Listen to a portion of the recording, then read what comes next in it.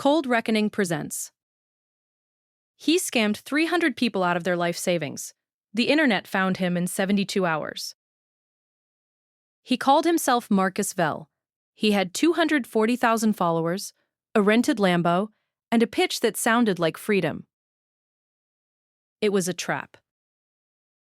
He posted every day: lifestyle, motivation, just enough financial terminology to sound credible.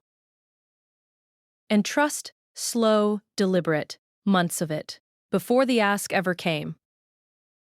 The most sophisticated part of the scam wasn't the pitch. It was the patience. He waited until people trusted him before he took anything from them. By then, they didn't feel scammed. They felt like they had made a choice. 300 people, each one believed they were the exception. Each one was wrong. He had specifically targeted retirees, single parents, and first-generation investors. People who had worked their whole lives to save something and were looking for a way to make it grow. Among them, a 63-year-old retired schoolteacher named Patricia Okafor. She had taught fourth grade for 31 years. She had followed Marcus for 8 months.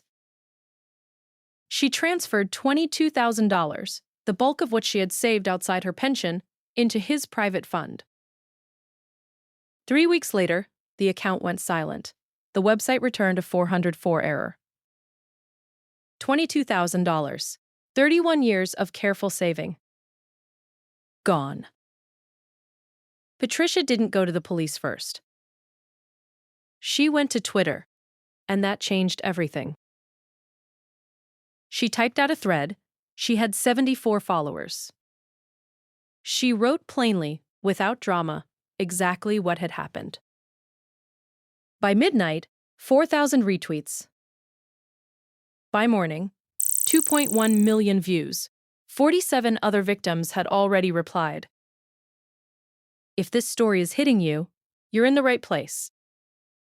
Subscribe to Cold Reckoning. New stories every day. Real consequences. Justice delivered. A community of online investigators had already started working. No leader, no budget, no authority, just skill, time, and 300 reasons to find him.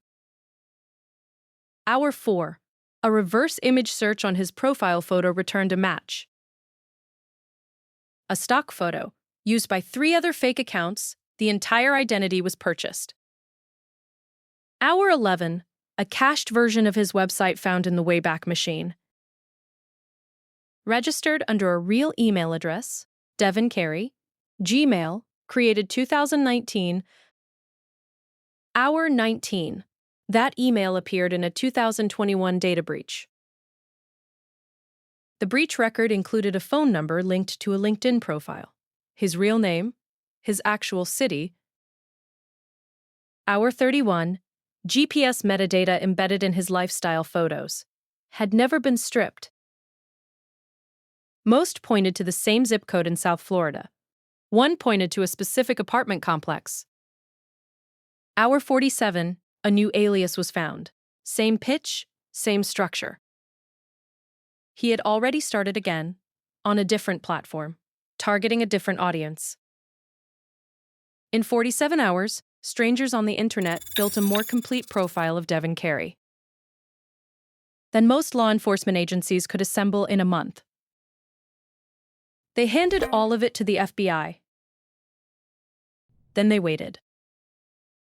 He was at Gate 14, boarding a flight to Cancun, when they found him. Federal agents had been working the case for less than 24 hours. Devin Carey was taken into custody at the gate, carry-on still in hand. His laptop, 2 phones, and a prepaid debit card loaded with $43,000 were seized on the spot. He said nothing. He looked genuinely surprised, as if the idea that his victims might find him had never occurred to him. 72 hours from Patricia's thread to his arrest. 14 counts of wire fraud. Maximum sentence, 20 years per count. His attorneys moved to negotiate. The government declined. They had 300 victims, a complete financial trail, and every transaction documented. Federal forensic accountants traced $1.9 million of the $2.3 million collected through 14 accounts, 3 crypto wallets, and 2 shell companies. Assets seized: $43,000 cash, a leased BMW, paid for with victim funds. A Rolex purchased 9 days after Patricia's transfer cleared. Restitution proceedings began before sentencing. Patricia Okafor was the first name on the list. For the first time since the 404 page appeared, she had something she hadn't had in weeks. A reason to believe it might be okay. Devin Carey was sentenced to 11 years in federal prison.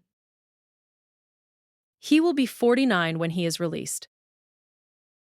At sentencing, Patricia stood at the podium, quiet, measured, and said, "I spent 31 years teaching children that honesty matters. Today, so do you." He looked at the table. He was taken out of the courtroom in handcuffs. Patricia's thread has now been viewed more than 8 million times. Hundreds of people thanking her, not for the justice, for being the first one to speak. He had 240,000 followers and a rented Lambo. She had 74 followers and the truth. Guess which one mattered? Subscribe to Cold Reckoning and never miss the moment karma finally arrives.